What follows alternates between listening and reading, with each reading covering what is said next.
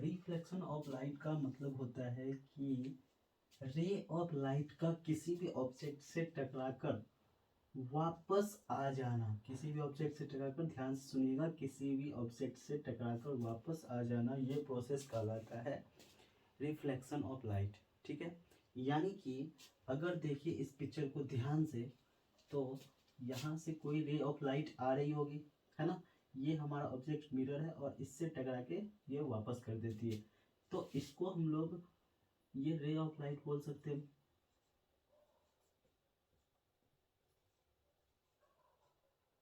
और इस रे का इस ऑब्जेक्ट से टकराकर वापस होना रिफ्लेक्शन ऑफ लाइट कहलाएगा। तो ये वाला जो रे है ना, ये रिफ्लेक्टेड रे कहलाएगा। क्या कहलाएगा ये वाला रे?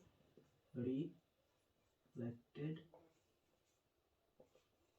ठीक है, चलिए, इसका कंसेप्ट ये है कि कोई भी रे ऑफ लाइट अगर किसी ऑब्जेक्ट से टकराती है, उसका सेंडिंग बैक होना, ये प्रोसेस आपका कहलाएगा रिफ्लेक्शन ऑफ लाइट। ओके, ध्यान से इसको नोट कर लीजिएगा। चलिए आगे हम अच्छे से समझते हैं। तो अगर ये वापस हो जाएगा तो किन किन चीज़ों में होगा? सभी ऑब्जेक्ट से होगा क्या? तो देखते हैं। ऑब्जेक्ट भी कई प्रकार के होते हैं। जो गुड रिफ्लेक्टर होंगे उसमें अधिक रिफ्लेक्शन ऑफ लाइट होगा अच्छे से, और जो बैड होंगे उसमें कम होगा। मतलब ये कि जो अच्छा रिफ्लेक्टर होगा, जैसे कि सिल्वर।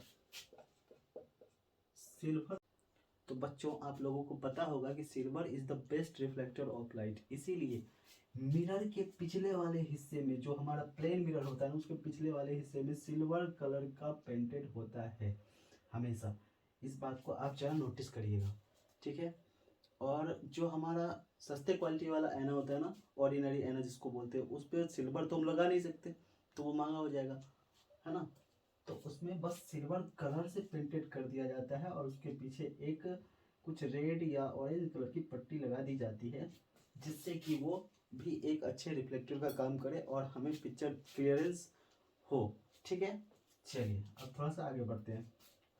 आप लोगों को एक बात पता होना चाहिए कि रे ऑफ लाइट जो होता है वो हमेशा स्ट्रेट लाइन में ही चलती है। कैसे चलती है? स्ट्रेट लाइन में। ये नहीं कि ये light, ray of light source से यहाँ से निकली और ये ऐसे ऐसे ऐसे चलेगी, नहीं, बिल्कुल नहीं। ये ऐसा नहीं होता है। रे ऑफ लाइट जब भी चलेगी स्ट्रेट लाइन में ही चलेगी, और रिफ्लेक्ट भी होगी तो जैसे आई थी उसी रास्ते से, मतलब अगर सीधी आई तो सीधी ही वापस होगी। ठीक है, ठीक। तो देखते हैं, ये दो बातें आप अच्छे से याद रखेंगे। और ये एक चीज़ और ध्यान देने वाली बात है कि जब कभी भी बहुत सारे रे ऑफ लाइट, बहुत सारे रे ऑफ लाइट एक साथ चलेंगे तो ये एक बीम ऑफ लाइट कहलाएगा। क्या कहलाएगा? ये कहलाएगा बीम ऑफ लाइट। ठीक है, बीम ऑफ लाइट क्या हो गया? बीम ऑफ लाइट मतलब रे ऑफ लाइट का एक गुच्छा। ठीक है, ए bundle of ray of light is called beam of light. Okay, done, इसको नोट कर लीजिएगा। ठीक है, रिफ्लेक्शन ऑफ लाइट पर प्लेन सरफेस। सबसे पहले शुरू करते हैं प्लेन मिरर से। देख रहे हैं जैसे कि यहाँ पे एक प्लेन मिरर है ना। इस पे एक रे ऑफ लाइट आ रही है, इससे टकरा रही है और ये वापस जा रही है। यहाँ एक नॉर्मल क्रिएट हुआ। ठीक है, जो रे ऑफ लाइट आती है ना, मिरर से टकराने के, इसे हम इंसिडेंट रे बोलते हैं। क्या बोलते हैं? Incident ray. और ये रिफ्लेक्ट होने वाले रे को, यानी कि वापस जाने वाले रे को हम लोग बोलते हैं रिफ्लेक्टेड रे। ठीक है, और ये पॉइंट हमारा नॉर्मल कहलाता है। ठीक है, तो यहाँ पे हम लोग देख सकते हैं कि कुछ एंगल क्रिएट हो रहा है, यहाँ पे भी कुछ एंगल क्रिएट हो रहा है ना। और ये जो पॉइंट पॉइंट जहाँ पे आई, ये पॉइंट ऑफ इंसिडेंस भी इसे कहा जाता है। इसे क्या कह सकते हैं हम लोग? Point of incident. क्यों? क्योंकि यहीं पे तो रे ऑफ लाइट टकराई। First of all ray of light जब आई तो इस पॉइंट से टकराई, तभी तो जाके ये रिफ्लेक्ट हुई, है कि नहीं?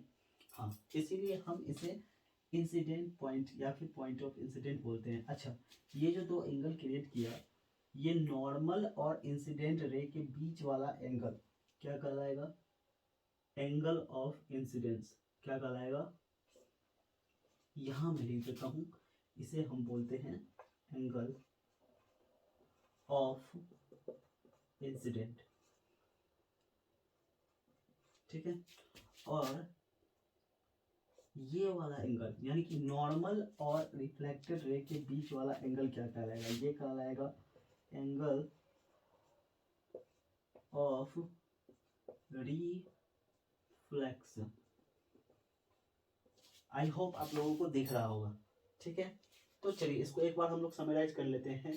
ये हमारा एक प्लेन मिरर है, इस पे एक रे ऑफ लाइट आ रही है यानी इंसिडेंट रे ऑफ लाइट आ रही है, इस पॉइंट पे टकराई, इसे हम लोगों ने पॉइंट ऑफ इंसिडेंस कहा था। यहाँ से टकरा के वापस होती है, वापस होने वाले रे ऑफ लाइट को हम रिफ्लेक्टेड रे बोलते हैं, है ना। और ये एक नॉर्मल क्रिएट करती है ना। नॉर्मल और इंसिडेंट रे के बीच वाला एंगल एंगल ऑफ इंसिडेंस कहलाता है, और नॉर्मल और रिफ्लेक्टेड रे के बीच वाला एंगल, ये जो एंगल क्रिएट हुआ, ये एंगल ऑफ रिफ्लेक्शन कहलाता है।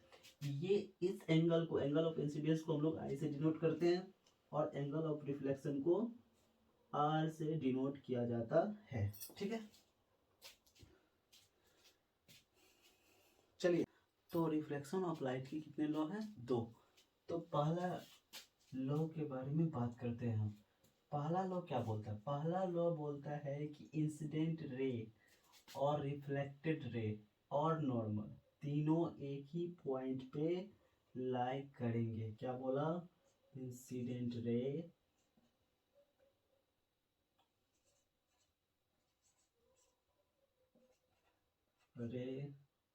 रिफ्लेक्टेड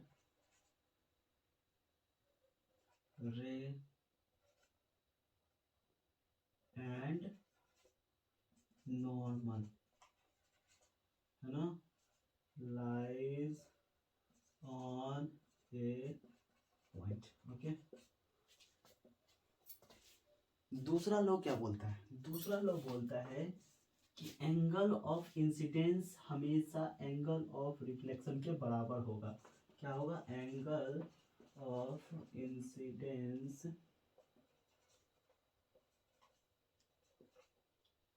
इज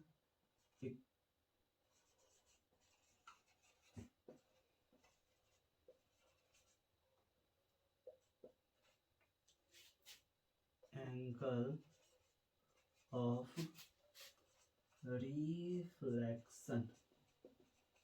कहने का कि एंगल ऑफ इंसिडेंस तो हमारा आई है, और ये हमेशा बराबर होगा एंगल आर के। चलिए इसको हम समराइज कर लेते हैं। लॉज ऑफ रिफ्लेक्शन 2 हैं। पहला लॉ बोलता है कि इंसिडेंस रे, रिफ्लेक्टेड रे और नॉर्मल तीनों एक ही पॉइंट पे लाई करेंगे, ये पॉइंट ऑफ इंसिडेंस पे, है ना। और सेकेंड लॉ बोलता है कि एंगल ऑफ इंसिडेंस हमेशा एंगल ऑफ रिफ्लेक्शन के बराबर होगा। ठीक है,